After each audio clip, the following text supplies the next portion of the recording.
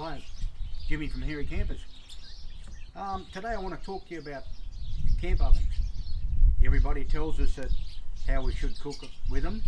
Everybody tells us what we should cook in them, what we can cook in them, and what we should carry them in. But no one really tells us about camp oven maintenance. Is there a word? Yes, I believe there is. The thing is, with a camp oven, it's made out of cast iron. It has one thing that it doesn't like, and that's cold water when it's hot, because it will crack. It's written on the box here. I was just going through the box, and it just says do not immerse in cold water because it will crack, because it's made out of cast iron. We're going to talk about seasoning.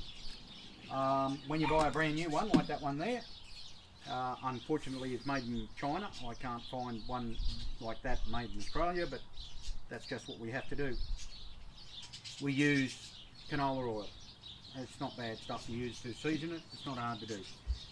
With today the way we're going, what do? Well, when you cook something like a leg of lamb in your camp oven, and you try and clean it out the best you possibly can, and you put the lid back on it. Next time you go camping, you find that you still have leg of lamb taste in it. And today, with social distancing, washing our hands, and general hygiene, I think, and I will, I'll wash mine out in hot water, and I'll use, it doesn't have to be this Shine brand, but it is alright. But on the back of it, it says antibacterial. So that means it satisfies the COVID-19 problem. And anyhow, we should adopt that, because I think we're here for a long time with COVID-19. I think it's going to be around for a while. So we're going, I've already washed it out. I'm preheating them at the moment in the barbecue. You're looking at a degrees of 150 to 200 degrees, which should kill just about any bacteria that's in them. So you do that with them, and that probably helps. The old thermos, you can buy the thermos as in such. This one here is 2 litres. I can put hot water in that of a morning, and by the end of the night it's still hot. 24 hours it says, 24 hours hot, 24 hours cold. Unfortunately it's made in China, but you can't buy thermos in Australia anymore. I've got 2 or 3 different ones. That one has been the best one I've had for a long time. The cups, great for travelling when you're out 4-wheel drive or camping, because they keep it warm. Not only that, because they've got a cap on the top of them, they don't spill everywhere. Great bit of gear. When you cook with a camp oven, you put that on the bottom and you put your meat on top of that, and that will stop that burning effect you get on the bottom of your camp oven, or that big hard crust on the bottom of your camp oven, just by lifting it that far off the ground, like off the bottom of the camp oven, half an inch. That's all you need to do. That needs cleaning too, and you can put that in boiling water or whatever. It's not cast iron. Spoke about this in the video the other night. That's a must, and look, $11. When you're doing the job that we're going to do, seasoning, for you to understand what seasoning is, that's seasoning. This waffle iron was covered in rust. So Mr. Wilson soaked it in some solution to get rid of the rust, and I scrubbed it with just one of those scourers, which is here. Just a stainless steel scourer. Just go through and do that. That's all you need to do. And that'll get rid of most of the rust. Put it in something and get it to in excess of 200 degrees. When you get it to that temperature, you just spray it with canola oil. That's been sprayed with canola oil, and that's all you need to do. Okay. Gloves for intermediate heat, but when you're dealing with temperatures like we're dealing with, these welding gloves, cheap as. You can buy these for, I think, $11 over at Bunnings. They'll protect your arms from the fire or whatever, so when you're working with high heat, make sure you wear these gloves. You know, your hands are worth more than $11. Way more than $11. Okay, we'll go and check the temperature of these camp ovens, and I'll show you what's involved with seasoning. So, like I said, I've had the barbecue going. At the moment, the barbecue is running at 525 degrees Fahrenheit. So we'll just shoot them and have a quick squeeze. So we're over 200 degrees. That's where you'd like to be. You know, 200 degrees, no bacteria. So they say. I hope they're right. I'd hate to be trying to live in 200 degrees. But anyhow, these things here, about 11 bucks on the internet, maybe 15. Well, you can buy them at a tool shop for $200 if you want. But they're good for doing your tyres. They're good for doing your brakes. Have a look to see what the temperature of your brakes are, or tyres, or anything like that. They're good for that. Right, put my gloves on. I'll bring the first one out, which will be the big one.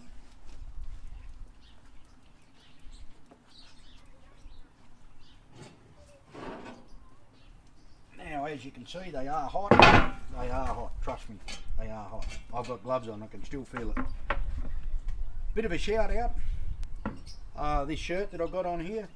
Some people think that I might be sponsored by XTM and BCF. I'm not. I pay for these, I buy them myself. Jason ordered these because he didn't have any at Orange for me. So shout out to Jason at BCF. Also Paulie down at the DC. Paulie would love to go camping. Never been camping on the magnitude that we do it. But yeah, if you're listening, Paulie, shout out to you. And if you ever want to go camping, mate, come and see me, because I'll go anytime. Doesn't worry me. Bit hard in Orange this time of the year because we're either -2 in the morning, that's on a good day, and probably a maximum temperature of 12 degrees during the day. So not a real good place to go camping. Queensland's great, Northern Territory's good, you know, but anyhow, we'll talk about that another day. How do you season these things? Alright, if you see around the side here, you can see where you can see blotches of steel coming through. So basically what we do is we take our oil, just canola oil. I think it's about $2 a can. It's at Woolies. You can get it at Woolies, you can get it at Coles, you can get it at Aldi, you can get it at IGA. Just spray along the bottom where all of that is. It doesn't matter how much you put on. Too much is way better than not enough. Just spray it on there. You'll hear it hiss. That's nothing to worry about. Won't catch on fire. Just spray the top of it. As such, make sure it's hot, because if it's hot, the pores of the steel are open, and they'll suck the oil in there. And when it cools down, the pores will close back up again, and the oil will be inside the steel, so you won't have to worry. You've got that better protection. Whoop, we've got to do inside. This is what I mean about this thing. This is a great bit of gear. If you lift it off, you can see how hot that is in there. If you lift that thing off with this, it won't tip over. You won't lose all the ash off the top of that into where your food is. Great bit of gear. Great bit of gear they are. So, just spray in there with your oil, as such. Now that's all you have to do to season them. That's all the maintenance you've got to do. Make sure they're clean. Make sure you don't leave residue of food in there. There's nothing worse than, yep, you're going to cook something in the camp oven. I am. You lift the lid off because you haven't seen inside the camp oven for a month. You lift the lid off. It's all rusty. It's got residue of food in there. It smells, and it's going to take you an extra half an hour to get it clean.